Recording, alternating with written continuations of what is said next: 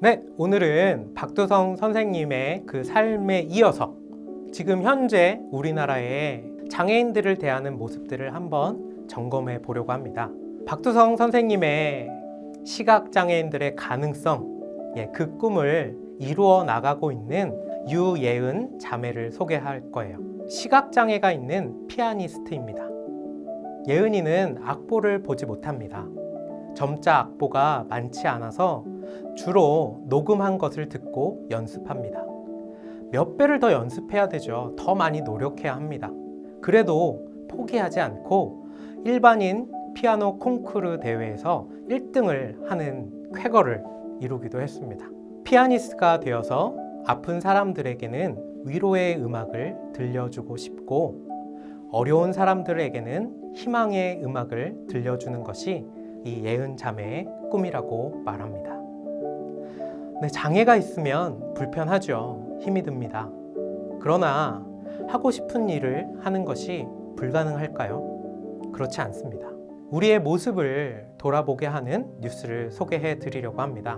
지적장애인 대학생 상대로 사기를 친 충주의 미용실 원장님에 대한 보도 뉴스입니다.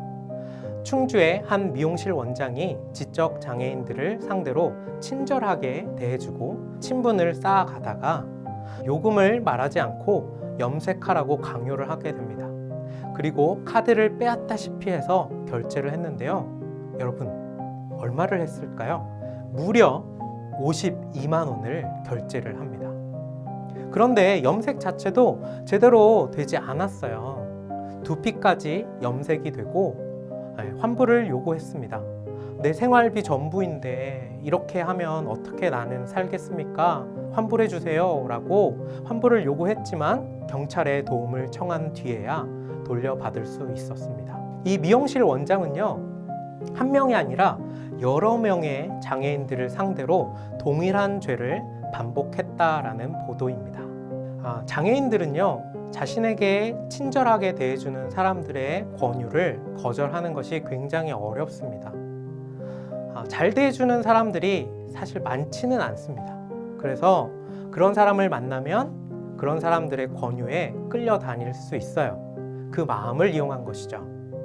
이 미용실 원장님의 사기 이후에 미용실에 금액을 게시해야만 한다라는 법이 제정되기도 했습니다. 나보다 힘있고 권력 있는 사람들은 우리가 조심합니다. 그런데요, 약자는 이용해도 된다, 함부로 대해도 된다라고 우리가 생각하는 마음이 사실 있습니다. 그래서 이러한 일들이 일어나게 되는 것이죠. 다른 뉴스를 하나 더 소개해 드릴게요. 5차로 한복판에 시각장애인 고등학생을 내린 장애인 택시 운전기사의 뉴스입니다. 시각장애 1급 고등학생이 학교를 마치고 집으로 가기 위해서 시각장애인들을 대상으로 하는 콜택시를 불렀습니다. 종례가 좀 늦어졌어요. 그래서 5분을 늦게 택시에 도착을 했습니다. 그리고 평소에 자신이 가는 길로 가달라고 운전기사에게 요구를 했습니다. 운전기사가 화가 난 거예요. 폭언, 욕설을 퍼부었습니다. 그 택시 안은 밀폐된 공간이에요. 장애인 학생이 밀폐된 공간 안에서 장애인 운전사의 폭언을 들어야만 했습니다. 욕설을 들으며 학생이 무서웠죠. 그래서 내려달라고 요구를 했습니다. 그러나 그 요구를 무시하고 운행을 하면서 5차선 도로 한복판에서 내려! 이렇게 말한 거예요. 이 학생은 기사가 내리라고 하니까 차도인 것을 모르고 차에서 내릴 수밖에 없었습니다. 빵빵대는 소리, 차가 지나가는 소리에 공포를 느끼게 됩니다.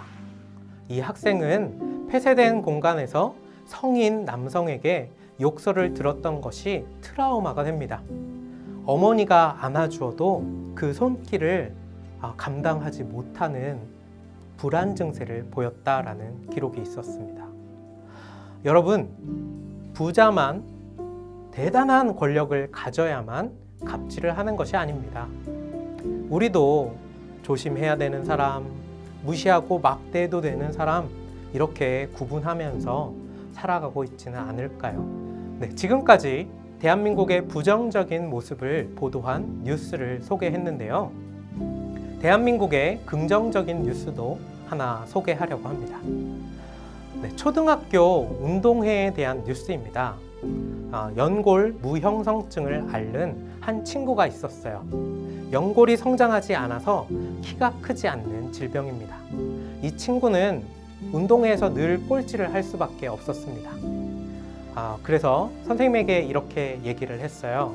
선생님, 운동회에 가기 싫어요. 선생님이 학생들에게 이 사실을 전달했습니다.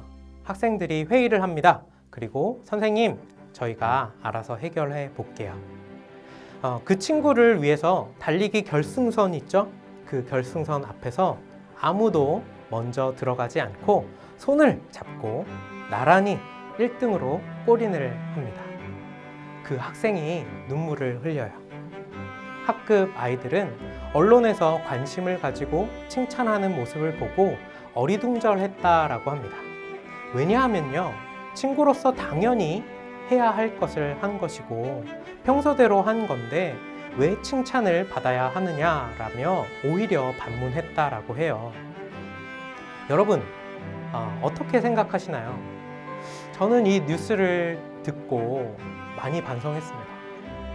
저도요, 이 친구들이 대단하다 이렇게 생각했거든요. 저도 그 행동이 당연하지 않은 행동이다라는 생각이 제 안에 있었던 겁니다. 칭찬하는 사람들에게 박두성 선생님도 이렇게 대답을 하셨다라고 해요. 나는 좋은 일이라고 해서 한 것이 아니고 필요한 것을 하느라고 한평생 지나온 것뿐입니다. 그러니 나는 여러분이 생각하는 그런 칭찬받을 대상이 아닙니다. 네, 어쩌면요, 우리는 자라나면서 이기적으로 사는 법을 배우며 자라온 것인지 모르겠습니다. 경쟁하고 밟고 올라가고 나만 1등이 되면 여러분 정말 행복할까요? 모두가 1등이 되는 세상, 이 초등학교 학생들이 꿈꿔온 그 세상, 서로 사랑하고 배려하고 함께하는 그 세상을 잃어버리고 있는 것은 아닐까 고민이 됩니다. 우리가 꿈꾸는 대한민국은 어떤 모습입니까? 지금까지 대한민국은 경제적으로 많은 발전을 이룩했죠. 광복 이후 6.25 전쟁 이후에 한국에는 아무것도 없었어요. 우리나라는 경제적인 많은 성장을 이루었습니다. 경쟁이 부를 만들고 좋은 나라를 만들 것이다 라는 그런 믿음이 있었습니다. 네, 그런데 여러분 행복하신가요?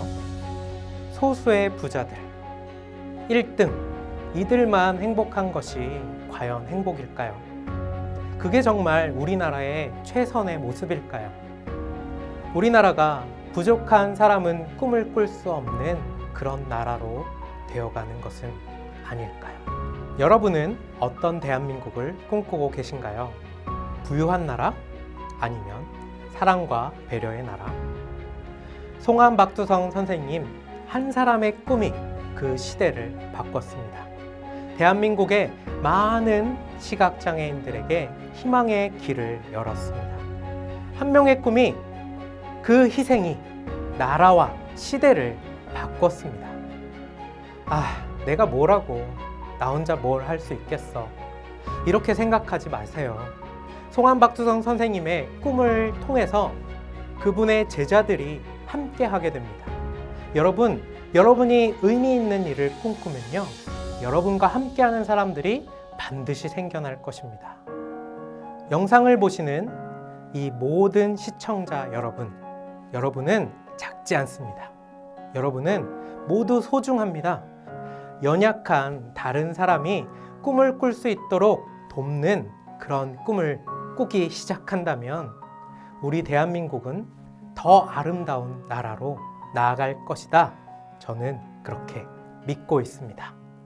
네, 여러분들에게 함께 하자라는 그런 의미로 여러분들 응원하면서 노래를 한 곡 들려드리도록 하겠습니다.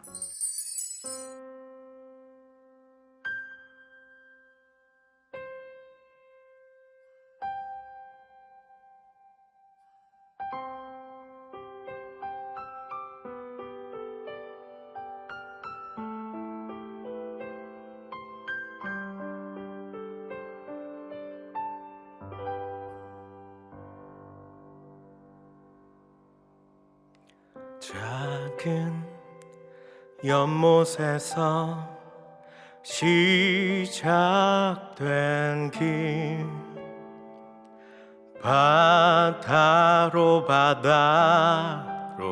갈 수 있음 좋겠네. 어쩌면 그 험한 길에 지칠지 몰라. 걸어도 더딘 발걸음에 너 가는 길이 너무 지치고 힘들 때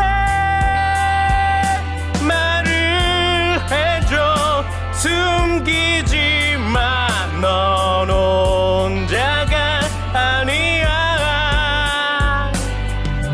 우리도 언젠가 인수연고래처럼 헤엄쳐 두려움 없이 넓은 세상 살아갈 수 있길. 그런 사랑이길.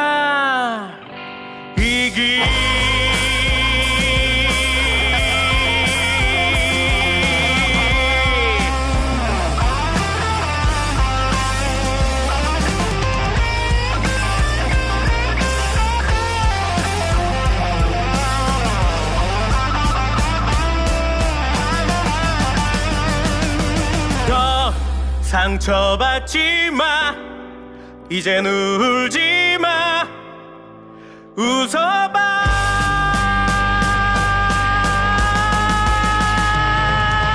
너 가는 길이 너무 지치고 힘들 때 말을 해줘. 숨기지 마, 넌 혼자가 아니야. 우리도 언젠가 인수연고래처럼 헤엄쳐 두려움 없이 넓은 세상 살아갈 수 있길. 그런 사랑 이길. 너 가는 길이 너무 지치고 힘들 때 말을 해줘. 숨기지 마, 넌 혼자가 아니야. 우리도 언젠가 인수연고래처럼 헤엄쳐 두려움 없이 넓은 세상 살아갈 수 있길. 그런 사랑이길.